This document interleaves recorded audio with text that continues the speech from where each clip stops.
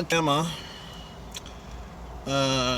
Okay, I'm here in Alabama. It's Mike Messier, and a lot of things are changing, folks. Why am I in Alabama? First of all, where am I? I'm at Bucky's.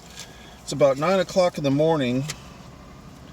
This is a bean potato cheese taco, and over here, this is a Mike's Meals road trip video, whatever you want to call it. This is a beef brisket egg burrito, breakfast burrito. So we're going to see what this is like. I'm going to apply my ointment. My good pal David Geard always enjoys a good hand sanitizer. I'm hand sanitizing. The only problem is now you gotta wait until you're properly dried. Luckily I did get some napkins, at least I thought I did. Here they are. And now we can properly eat. So I actually did something I normally don't do last night, folks. I slept at a rest stop. I actually used a rest stop for a night's sleep. Pretty good. I wish I had some salsa of some kind. I do have a Texas Pete taco or hot sauce.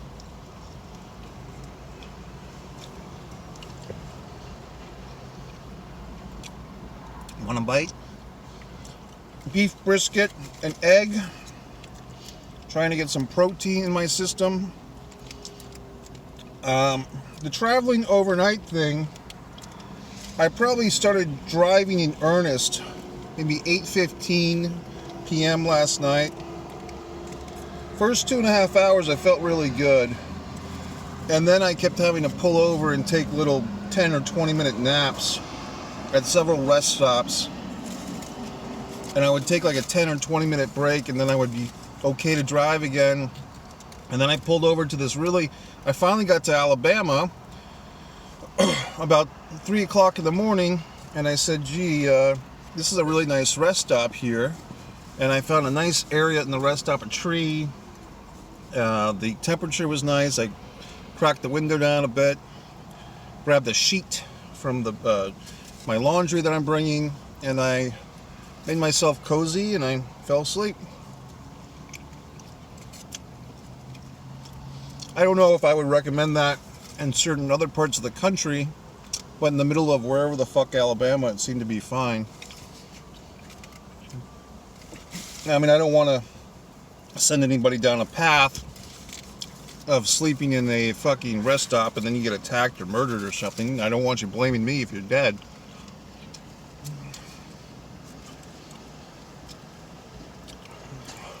Why am I going to Texas, you might be wondering? Well, professional reasons. My documentary, which many of you know about. I wonder how many of you actually watched it. Disregard the Vampire, a Mike Messier documentary. Sitting comfortably at over 2,700 views, but should be 20 million views for that fucking thing. But it's sitting there for your enjoyment. Winner of 13 awards, a recent Best Cinematography Award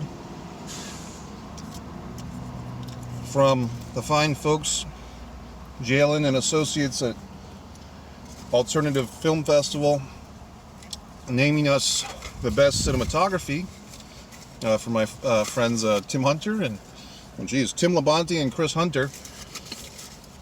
I am still waking up. Best cinematography. But you might be wondering, well, gee whiz, Mike, I happen to live near San Angelo, Texas, and I hear there's this wonderful San Angelo Revolution Film Festival going on this week, this upcoming weekend, Friday and Saturday. Is your documentary part of that festival? And the answer is yes, it is. So what a coincidence if you were wondering that. The San Angelo Revolution Film Festival. Yeah, this is pretty damn good, by the way.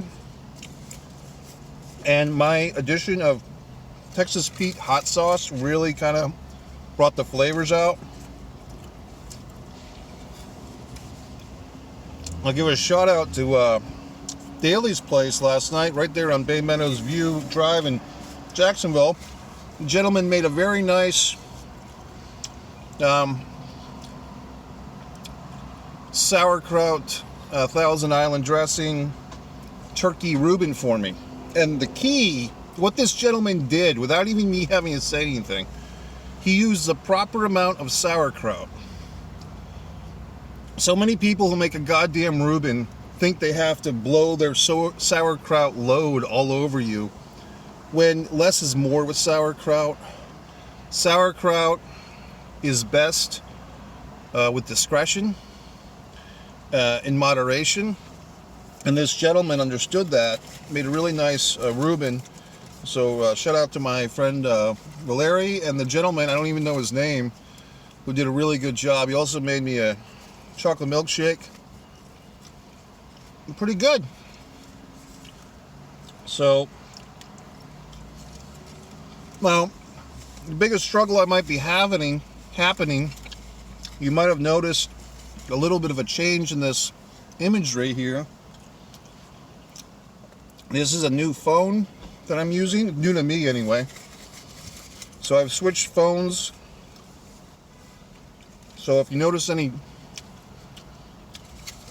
changes or improvements, this phone is supposed to have a better camera. I had a really good run with my last phone, but my fault, I cracked the screen. And I'm just one of those people that can't live with a cracked screen. I know some people can, but I can't. There are certain things that bother me. I've been selling things on eBay recently, and yesterday I had a purchase of a book, and I couldn't find the book that the guy purchased. So before he had a chance to pay for it, I canceled the order because I didn't want it hanging over my head, because I spent like an hour looking for this fucking book. Now this is a egg, bean, and cheese burrito.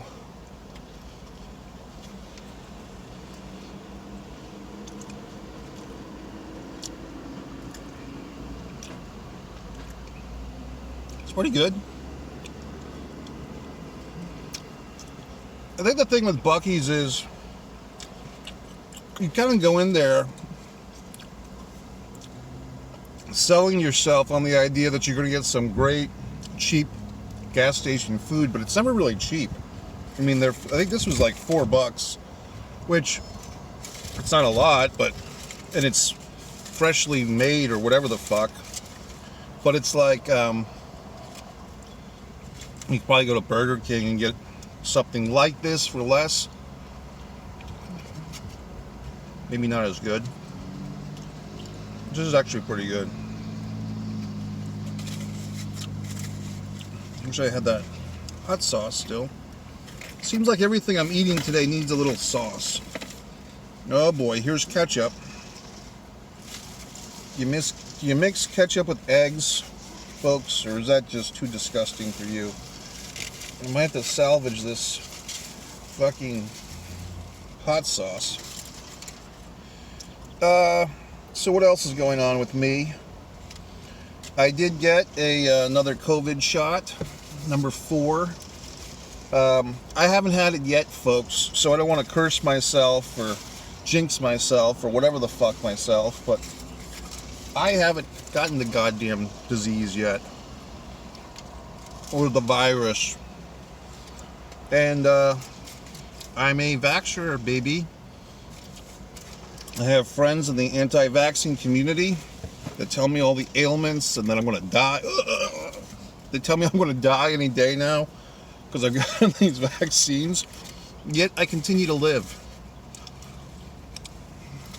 So what the fuck?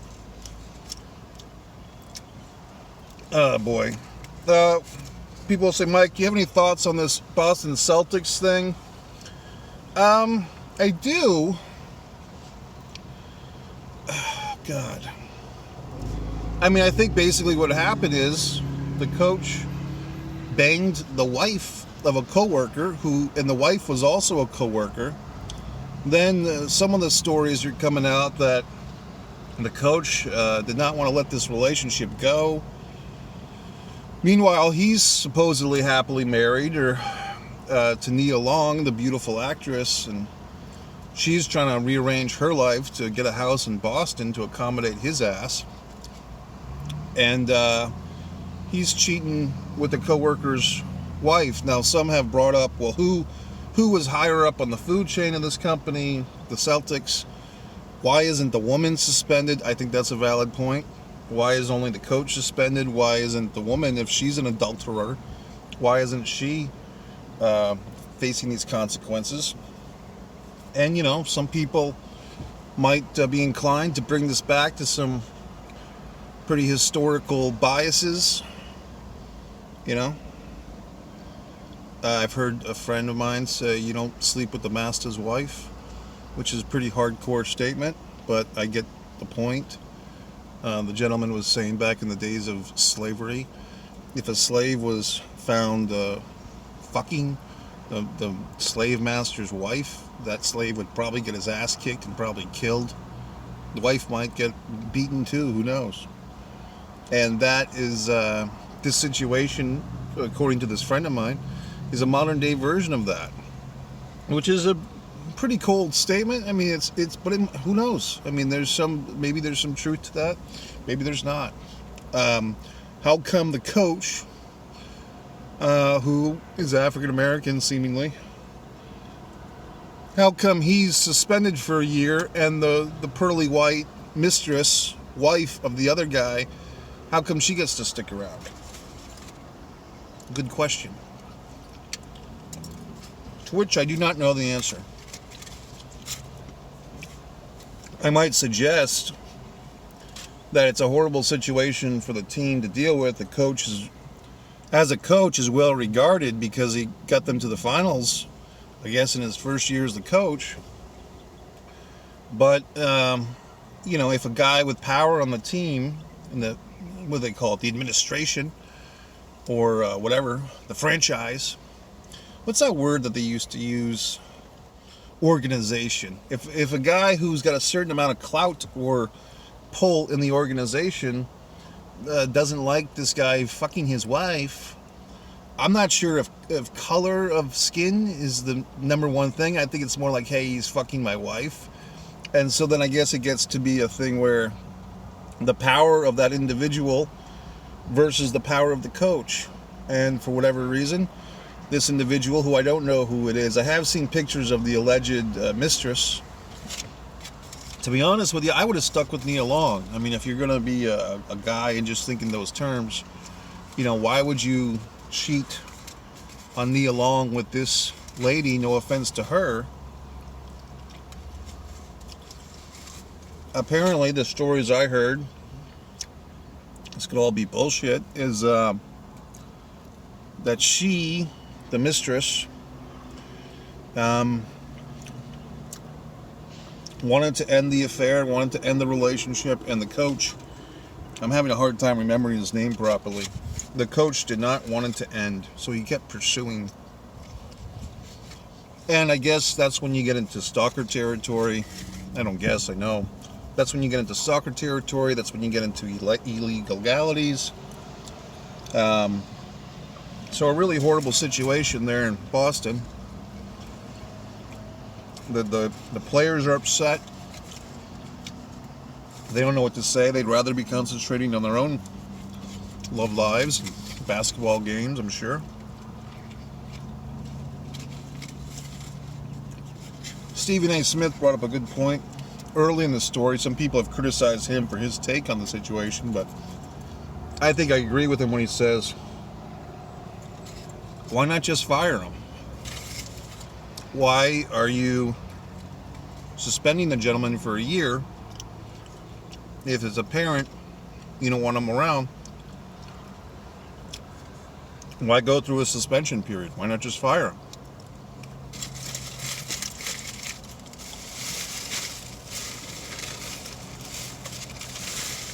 The other thing that the Celtics did, it's getting a lot of criticism, is they basically said, that was pretty good too, by the way. I mean, the Bucky's food does taste a little bit higher quality than fast food breakfast stuff. They did have a sausage, egg, and cheese croissant I was tempted to get. I got the burritos instead. These are candied pecans or pecans. What do you say, pecan or pecan?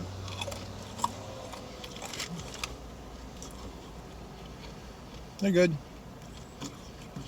So what do I think? I don't know. I mean, I think it's a horrible, god-awful situation with the Celtics. I think the Celtics, what they're getting criticism for is they didn't want to give out a whole lot of information, but then at their press conference, they criticized the coach, or not the coach, but the former coach. I thought that guy was going to run right into me.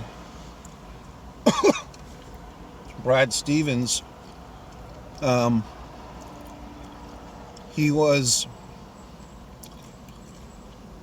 criticized for criticizing the media and the Twitter BS, as he called it. But what do you think's going to happen, asshole? Do you think people are going to sit around and be respectful of the situation? You're suspending a coach without giving much details. People buy your laundry, they buy your tickets, they buy your t-shirts, they buy your hats, they buy your jerseys. So they have a feeling of entitlement to know what's going on. All these assholes are the same in the public eye. Reminds me of Prince Harry and Meghan Markle. They want their privacy, but they also want to be famous. So you don't get both, assholes. You know, if you're going to live your life in the public eye, you sacrifice a certain amount of privacy and so forth. So the Twitter machine and everything else, back in the day, it was the National Enquirer and just water cooler talk. Now we have social media, which raises the stakes.